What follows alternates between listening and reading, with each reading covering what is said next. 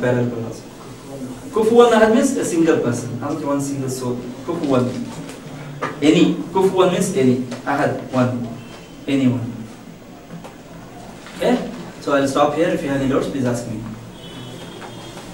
Be careful on the mistakes we generally tend to do here. That should not happen. What happened in out of ignorance, inshallah, we can always expect that Allah Ta'ala, we can pin our hopes on Allah Ta'ala and be confident He would forgive us. Sincerely, we can ask Him to forgive us. But then, after having learned every single word, what I am teaching you here is not out of my will and something which I want to do or to earn money. This is something which I learned from my teachers and I am passing on to you, and it's a trust, it's the amana. You have to implement it in your things. If you don't want to do that, better don't come to class. Simple. Let us not waste my time and your time. Okay? We all should be worried about one fact that all of us, every soul of us should go to Jannah. Okay? So, this is in the process we are trying to help each other so that we go there. How do we go there? Only by following the directions that are there in the Quran. And those directions could not be understood by any other language in total, unless until you don't learn and understand Quran in the language of the Quran. Right? No other language has in it the ability or the thing to justify the words which are written there in the Quran, to give the meanings aptly. No. There are hundreds and hundreds and hundreds of words which cannot be straight put from Arabic to any other language. So if you have any doubts, please ask me.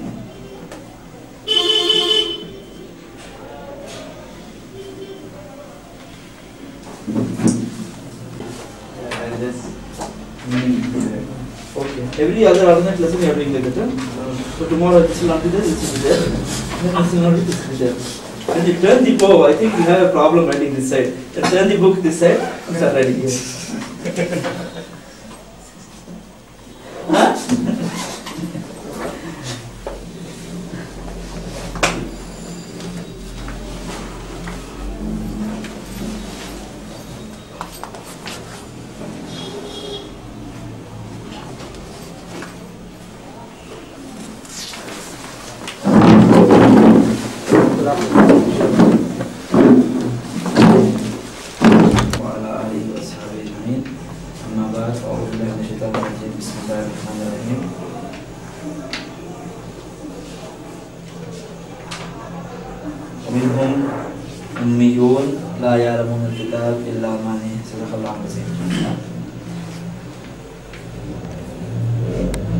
Alhamdulillah, we have covered a good portion from the syllabus which was prescribed for the first level.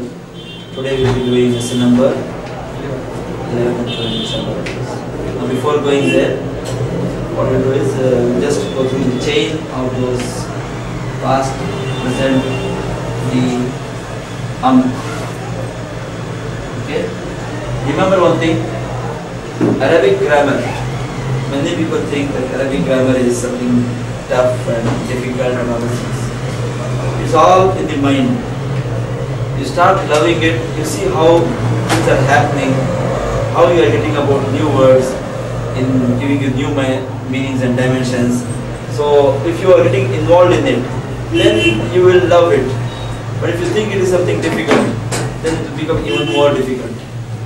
Okay, so you have to develop a liking for this.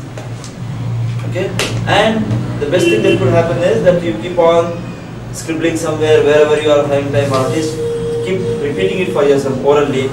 More than writing, oral is important. Okay, mental exercises. Okay, that way these rules and the patterns and all will be better registered in our mind.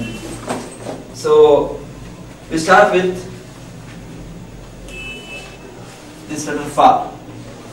Fa means, where did I write Fa? Yeah. So once you get that Fataha, you should get the other chain, Fataha, Yaftahu, Iftah. These three. Okay, these are the abbreviated form of the entire chain, all the combinations. Okay, the short forms. Then Iftah. Okay, Iftah. What is Iftah? You ask somebody to open. This is basically open. Okay, Fatih, Maftuh, these are the three nouns, names. Opener, that is opened. That is, in English, it is subject, object, and the verbal noun. All the three are noun. If I say Fatih, you should know that it is Fatihun. What is it? You should see virtually the tanween there because it's a noun. Maftuh is Maftuhun. Fath is Fathun. Okay? Now,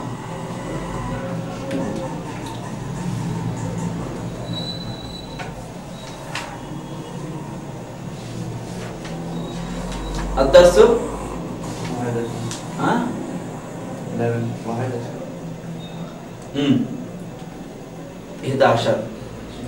okay 11 now as usual in the beginning we have the spoken Arabic. Go through that. Ahlan wa sahlan wa marhaba. Repeat. Yeah, ahlan wa sahlan. Inshallah, people just say sometimes ahlan wa sahlan also, but the full form is ahlan wa sahlan wa marhaba. This is the traditional welcome phrase in the Arabian countries. Wherever people speak Arabic, they have this. As you say welcome, in Urdu it is Khushamdeed, right? Welcome, what does it mean? Please come. Huh? Please come. Sure, please come. Then Swagatam. Huh?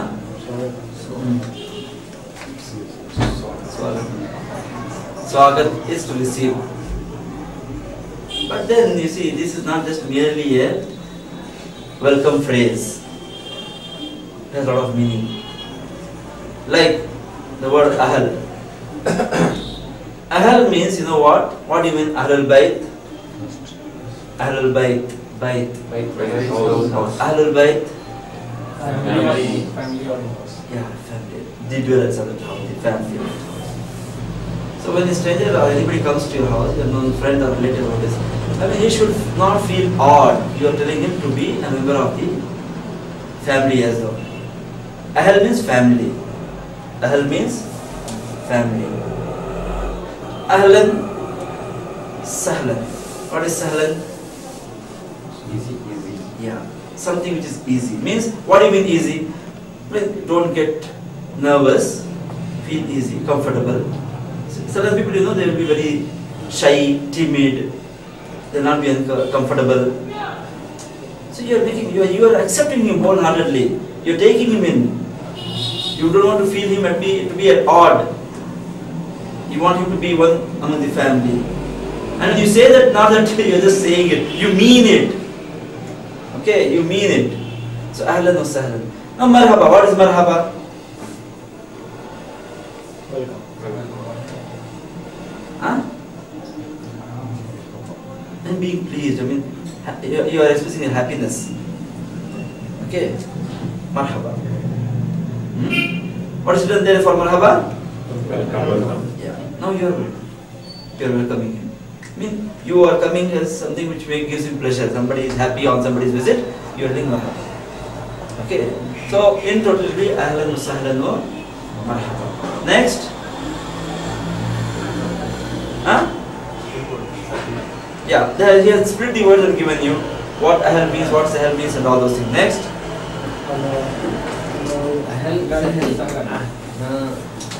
आपके ऊपर साकिन साकिन हो अहला Ahlan wa sahlan wa marhaba. the family B as a family, the difference between B as a family and family. Means you are making him to be one of the family. I mean, you don't feel odd. I mean, okay, you are accepting him. Okay? Ahlan. Just read it as ahlan wa sahlan wa marhaba. Ahl means ahlun. Ahl means family. can you write It's there, no? no here alif and joined sakin is there lam is separated ahla is Give me. Silent only, na? It is the harkat for long. Yeah. Ahlun it is. Ahlun. Ahlun. Ahlun is family. So Ahlan is derived from that only. Okay. So it right.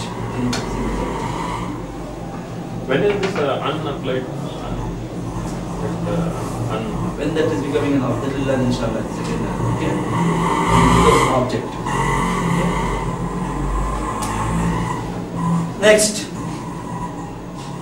So take it as a phrase. Don't try to dissect and try to understand how it is caused. As of now, take it. Later on, you will start learn that. Okay. This is just for you to get used for the spoken.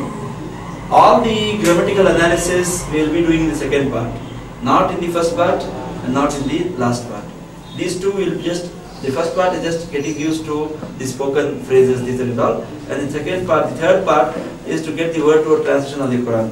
Wherever, whatever little we, all the knowledge you possess, we will try to apply that. But many words you may come across which you will not be able to analyze right now because it calls for certain additional or higher understanding of certain rules. That you will see later on. But after some time when you come back and see the same surah, the same ayat, then the meaning and the formation of word will be more exposed to you. As of now, just take the word to word meaning.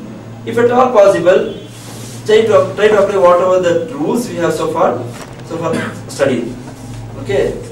So now next, take the second part. There is this word Allah. Allah means on. Allah is on. So you can use this Allah along with the pronouns in the same chain which you have learned so far. Allah. Allah plus who? Yeah. Allah plus who? Allah who should be actually. But then as I told you, the Arabs, they are used to a particular way of, speaking. Right? Their slang and their way of expressing words are there. And that Allah has taken that also into consideration, and the ayahs also, the words are also in the Quran accordingly used. Okay, so Allah plus who actually to mean on him or on it. If it's for human beings, if you are relating towards human beings, it will be on him. Or if it's an object on which you are relating this, using this Allah, on it. For example, I say the pen is on it. It is on it, that is the table or it's on it. Then it will be same who. But this is, if it is like want to say peace be on him. Okay, peace be on him. What is peace be on him? We already read, I think. Huh? Alayhi salam. Allah plus who becomes alayhi. Okay, alayhi. So then the chain will be alayhi, alayhim. Same thing happens with whom also. Alayhi, alayhim, alayka, alaykum, alayya. Be careful here, it's alayya. And then alayna. And there is no a sound in Arabic. Alayhi, alayhi. It's not alayhi. Alayhi, alayhi. The I sound. Alayhi, alayhim, alayka, alaykum. That's why you should not say assalamu alaikum. Assalamu alaikum. Better use that same kind of accent, no? You should not change the accent. Okay? Spoken, no problem. So many things go wrong here and there. But when you are reciting the Quran, you cannot use your own whims and fancies. We have to go by the rules. Okay? So now, alayhi, alayhim, alayka, alaykum, alayya, alayna, alayha, alayhina. Good. Okay. Inna ilayna iyabahum thumma inna alayna hisabahum. What is alayna?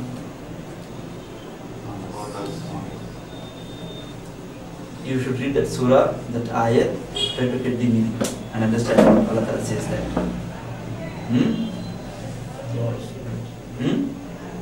Ilayna iyab, alayna hisab. Okay. Next. This you already studied. The file, the maf'ul, the fail I already taught you. The feminine file is masculine. What will be feminine? Rule number 1, formula number 1 which I taught you maybe some 15 sessions back. Fa'ila. File is singular, plural will be? Fa'ilun. Good. Fa'ilun. The formula is simple, we have seen that formula. Okay. So file, fa'ila, fa'il, fa'ilun, fa'ila, fa'ilat, fa'ilat. Okay? Same thing happens with maf'ul. What is first of all maf'ul? On which? This word directly will not get the meaning, but then you use some other meaning. For example, khatala, my favorite word. Khatil, khatilun, khatila, khatila. But then maqtul is what? Who has been killed? The one who was killed. Mansur is what?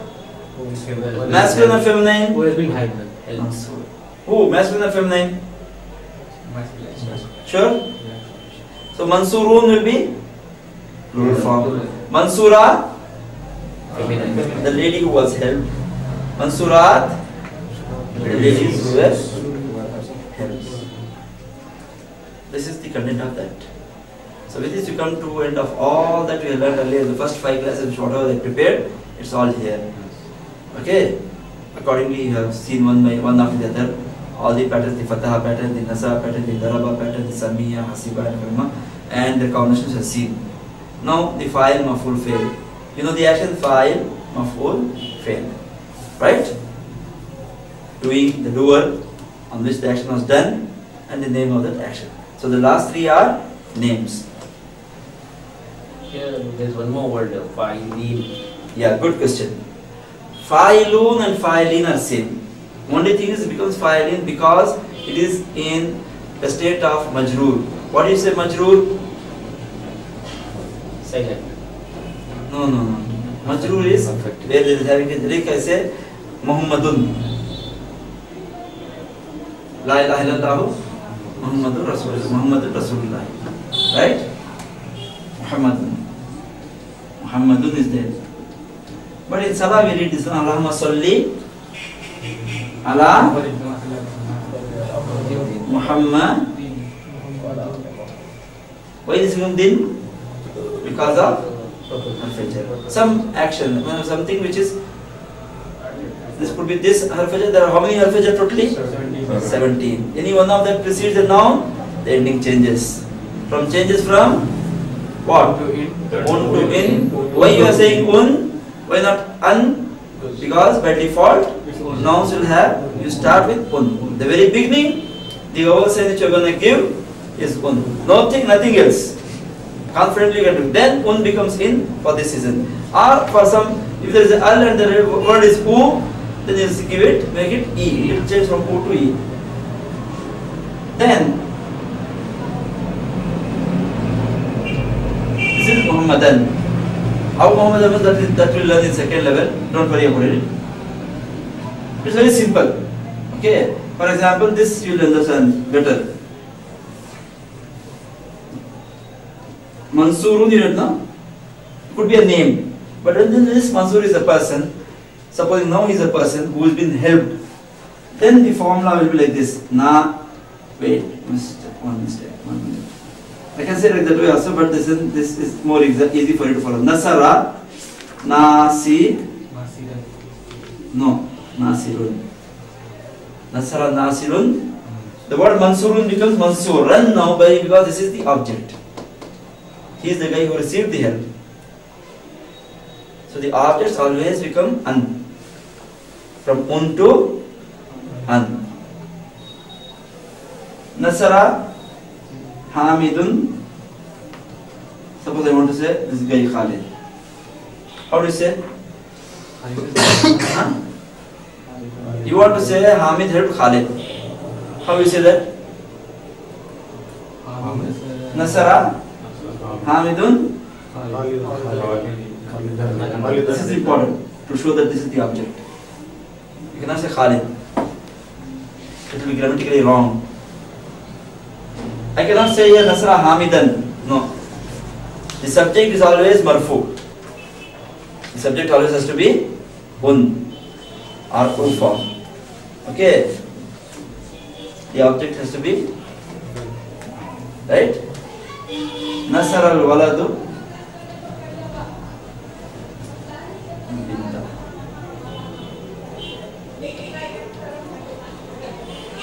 The boy helped the girl.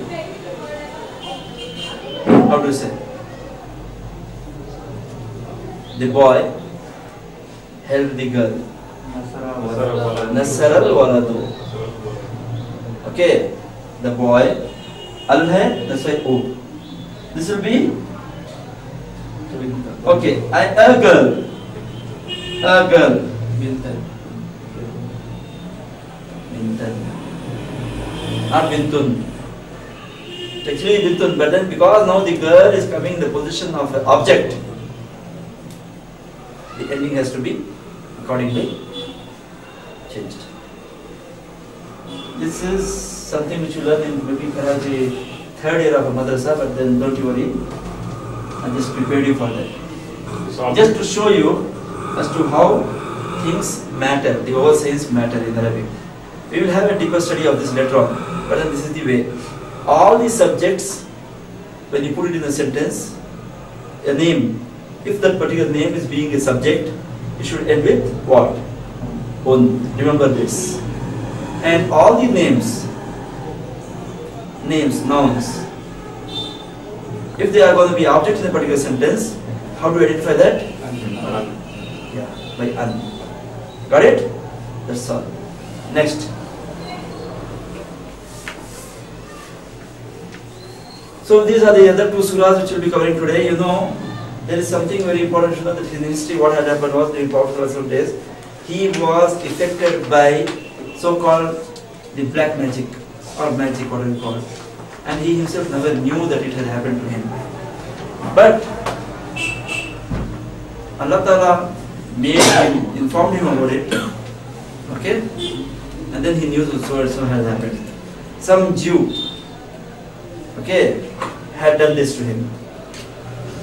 Allah Ta'ala gave Prophet ﷺ all those details about that as to where and what and how to do.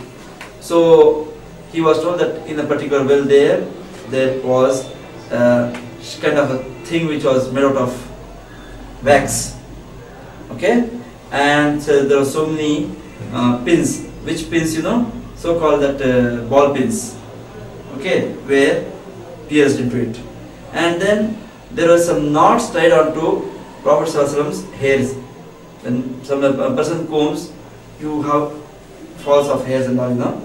So it was natural that Prophet ﷺ, somebody collected those hairs, okay, his comb and hair, and then on that hair they had put some knots, something like 7 knots or something like that is told, whatever it is. But then this was retrieved. These things were retrieved from wherever it was, and Allah Ta'ala told Prophet ﷺ to start reciting these surahs. And as he was reciting these things, one after the other the knots started opening off, and the pins started falling down. One thing worth noting here is, when somebody is affected by magic, nowadays you see people making a lot of money, okay, telling that, okay, I will do this, will do to you, so and so has happened to you, so. I am surprised as to how could they know, how is it they get that ilm al-ghaib, so called, of the ilm, knowledge of the unseen. When Prophet ﷺ himself was not aware of what had happened to him, it was Allah Ta'ala who informed him.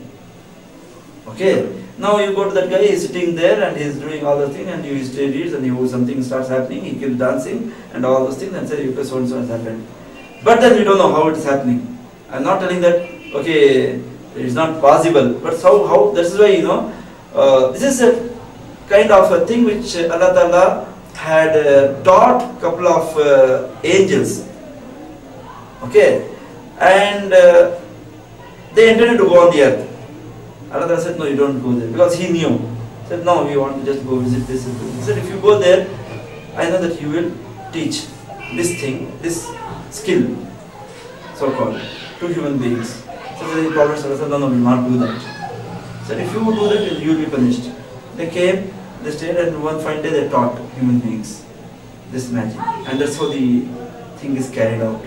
And they were punished. It is told in the tradition that these two angels are hanging somewhere there, and they will be there till the end of the day of judgment. It is there. This is our belief. But then magic is there, it happens. But then what surprises is, how is that people know? How can I tell or X tell that Y is affected by magic? How? That is something which bemuses me. Anyway, nevertheless, unless until Allah Ta'ala lets us know, I mean, we cannot how it happens and what it is. So these surahs are very effective in such circumstances. What we can do is not as a reaction but as a precaution. You see, what happens is you get sick. If you keep betting with it, you get sick. Okay, if you get sick, you apply medicine. I mean, you get some problem, you apply. Again, it comes sick, you apply. This is just a cure. But you should take some preventive measures that doesn't happen again. So protect yourself. Like we today nowadays we see the immunization program. Right from the time the child is born, forget born. Right from the time the child is conceived, the immunization program starts. But I was told that the Jews, I heard a report only that today, the polio vaccine, so-called, or the drops or whatever it is, was invented by a Jew. And also the so-called the contraceptive pills nowadays which are available. Contraceptive pills, you know what it is? Contraceptive pill is a pill that if the lady consumes, she will not become pregnant, whether it is legal or illegal. Nowadays lots of fitna, a lot of girls going and buying, sisters going buying this and all, with this call centers and all, this has become big business. So the inventor of a contraceptive pill is a Jew. I have a report, I'll send it to all of you, please read that. What kind of facts are there, you know? You mind-boggling. Where are those people and where are we, the Muslims? How many Nobel Prizes have they won, being a so much small, meager portion of the entire world? The number of Nobel Prizes they have won, and we being a big majority. Out of on every 2 Hindus, there is 1 Muslim. Okay, some facts are there, but yet we being so many millions and billions, whatever it is, how many Nobel Prizes have Muslim won? They have not crossed even 10. They have not crossed even 10. So what I am telling is, these kind of things, right, are preventive. They avoid things. So these 2 surahs, what you do is, if you fear that something going to happen or want to be safe, keep reciting this often. It has that power in it. Believe me, you need to have 101% belief in these things. No element of a fraction of a second of doubt. No. We cannot. That's why when Allah says La raiba fi, means La raiba fi. There is no doubt in it. It happens, it happens. I mean, Allah said there is cure. Fihi ayatul shifa. There is shifa in this. In the ayahs of the Quran, there is shifa. You know what is shifa? Cure. No, not that hospital which is there. Shifa means cure. There is cure for the hearts, disease of the hearts, and other diseases also. So, read that now.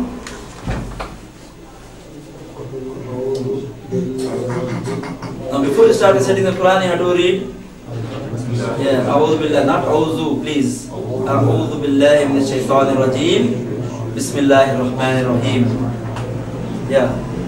Red active किसकी है? Red proper active है? Sorry. A'udhu Billahi Minash Shaitanir Rajim. Bismillahir Rahmanir Rahim. Roger, 1 second. अब दीजिए मुझे. Just side में दो. Qul.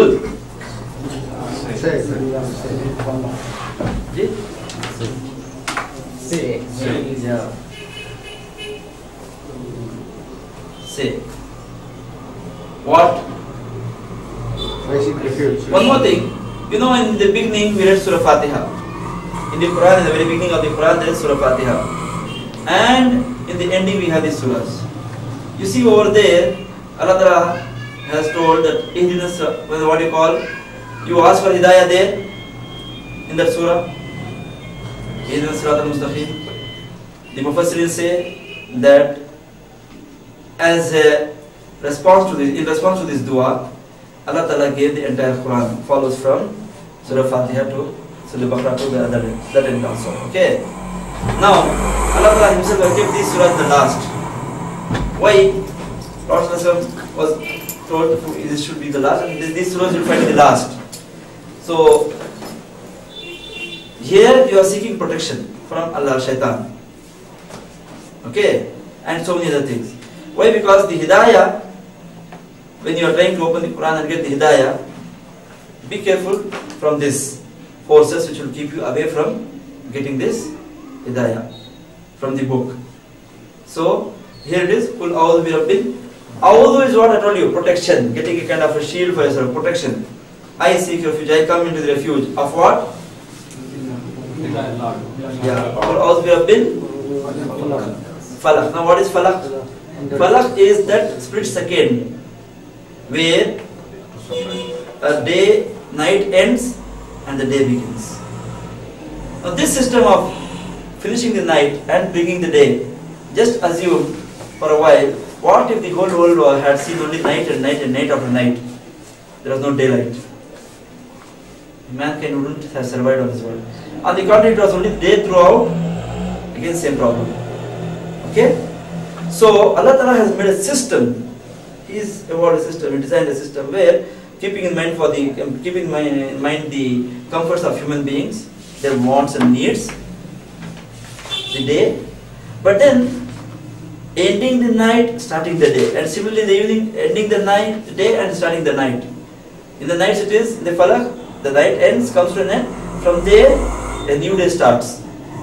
So it is but not possible, but for a very supreme, very supreme, mighty thing only can do that. A might like Allah Ta'ala can only make this